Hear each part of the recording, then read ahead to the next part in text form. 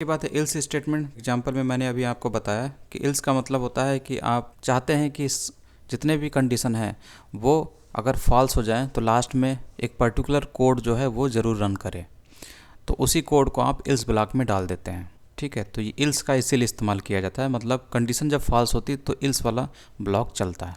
जैसे कि यहाँ पर है जो अभी मैंने बताया था, यहाँ पर इफ़ है, इफ़ की कंडीशन फॉल्स हो गई तो इल्स में जो कोड पड़ा हुआ है वो रन कर जाता है। और यहाँ पर वही सब दिया हुआ जैसे मैंने अभी बताया था।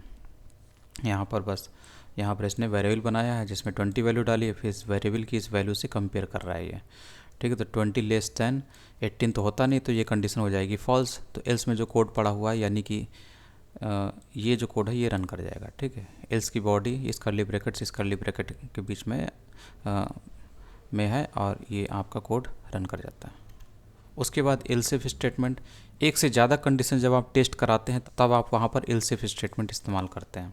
तो जैसे ये कंडीशन है, ये फॉल्स हो गए तो एक और कंडीशन आप टेस्ट कराना चाहते हैं तो इसको आप एल्स इफ में लिखिए। ठीक है, तो ये कंडीशन भी फॉल्स हो जाती तो एक और एल्स इफ ले लीजिए, वहाँ पे तीसरी कंडीशन टेस्ट कराने के लिए कोड लिख दीजिए।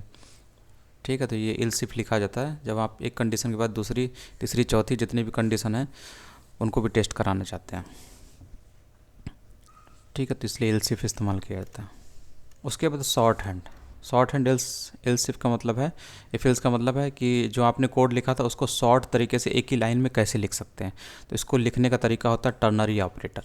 तो टर्नरी ऑपरेटर के ज़रिए हम लोग एक लाइन में एल्स इफ जो इफ एल्स है इसको लिख सकते हैं, और इसमें 3 ऑपरेंड्स इस्तेमाल किए जाते हैं। ठीक है, तो एक ये है, दूसरा ये और तीसरा ये। अब इसको, ये जो आपका इफ एल्स था इसी को शॉर्ट में यहाँ पे लिखा गया इस तरीके से। तो इसमें होता क्या है कि यहाँ पर आप कंडीशन देते हैं और अगर ये कंडीशन ट्रू हो जाती है तो ये जो क्वेश्चन मार्क लिखा हुआ है इसके बाद जो ये लिखा हुआ है ये आपका रन कर जाएगा। ठीक है, अगर ये कंडीशन फॉल्स हो जाती है तो ये कॉलन के बाद जो लिखा हुआ है ये आपका रन कर जाता है। ठीक है, तो अगर ये रन करेगा तो ये चीज़ जाके इस वेरिएबल में स्टोर हो जाएगी, और अगर ये रन करेगा तो ये चीज़ जाकर इस वेरिएबल में स्टोर हो जाएगी, फिर आप इस वेरिएबल को कहीं भी इस्तेमाल कर सकते हैं। तो ये कंडीशन के आधार पे होता है, कंडीशन ट्रू हुई तो ये रन करेगा, कंडीशन फॉल्स हुई तो ये वाला रन करेगा। तो इस तरीके से आप टर्नरी ऑपरेटर का इस्तेमाल कर सकते हैं एल्स इफ की जगह पर। जैसे यहाँ पर ये नॉर्मल तरीका है जिस हिसाब से एल्स इफ एल्स हम लोग यूज करते हैं। ठीक है, इसी को शॉर्ट में उसने, इतने हिस्से को उसने शॉर्ट में लिख दिया है इस तरीके से। ठीक है, यहाँ वेरिएबल लिया टाइम 20 और यहाँ पे चेक कर रहा है कि 20 टाइम यानी 20 लेस देन 18, तो ये तो फॉल्स हो जाएगा क्योंकि 20 18 से छोटा तो होता नहीं है। तो ये कॉलन के बाद जो ये लिखा हुआ ये आपका रन कर जाता है, और ये रन करेगा, ये जाके इस वेरिएबल में स्टोर हो जाएगा, फिर उसके बाद आप यहाँ से राइट लाइन से इसको प्रिंट करा रहे हैं। ठीक है, इस तरीके से ये होता है। उसके बाद है स्विच स्टेटमेंट। स्विच स्टेटमेंट का मतलब है कि जैसे आप वहाँ पर इफ एल्स में बार बार एक कंडीशन से ज़्यादा कंडीशन टेस्ट करने होती थी तो आप एल्स इफ करके लिखते थे, कोड बहुत बड़ा हो जाता था वहाँ पर। तो उसी को एक बार में कम कोड में अगर हम लोग कोड को लिखना चाहते हैं, कम कोड लिखना पड़े, तो वहाँ पर हम लोग स्विच स्टेटमेंट का इस्तेमाल कर सकते हैं।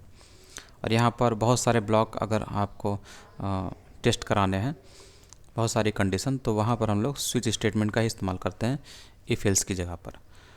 ठीक, और इसकी कुछ लिमिटेशन भी होती है। अगर हम लोग लिमिटेशन को इग्नोर करें तो सिंपली यही मतलब होता है कि अगर बहुत सारी कंडीशन टेस्ट करानी है तो वहाँ पर स्विच का स्टेटमेंट इस्तेमाल करते हैं। तो इसका सिंटेक्स कैसा होता है, तो सबसे पहले स्विच कीवर्ड होता है, उसके बाद यहाँ पर पैरेंथेसिस में एक्सप्रेशन होता है।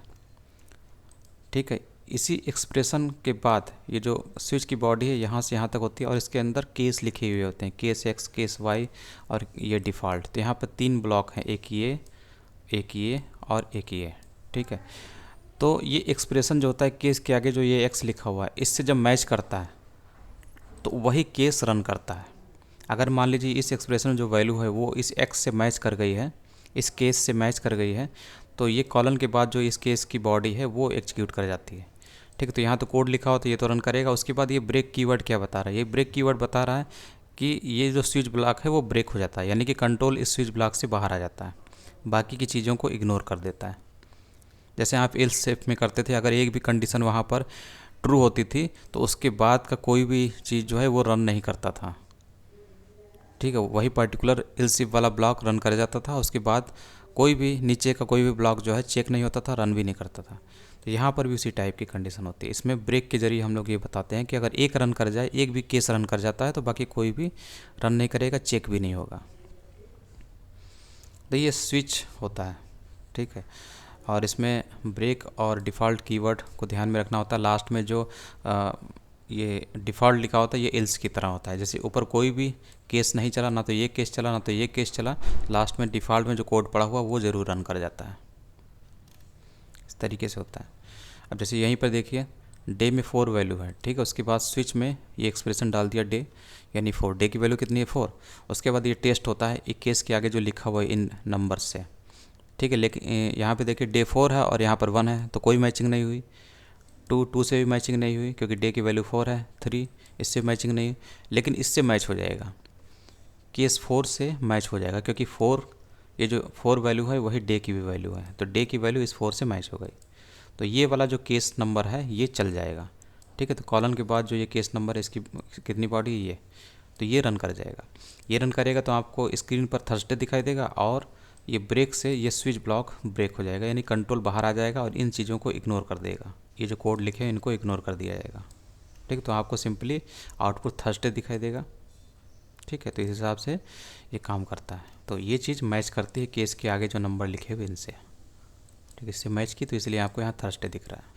उसके बाद ब्रेक कीवर्ड क्या काम करता है, it breaks out of the switch block. इस स्विच ब्लॉक से जो प्रोसेस है वो बाहर हो जाती है, स्विच ब्लॉक से कंट्रोल बाहर चला जाता है। डिफ़ॉल्ट कीवर्ड, जब कोई भी आपका केस मैच नहीं करता है तो आप डिफ़ॉल्ट में जो पड़ा हुआ कोड है उसको एग्जीक्यूट करा देते हैं, बस यही चीज़ है इसमें।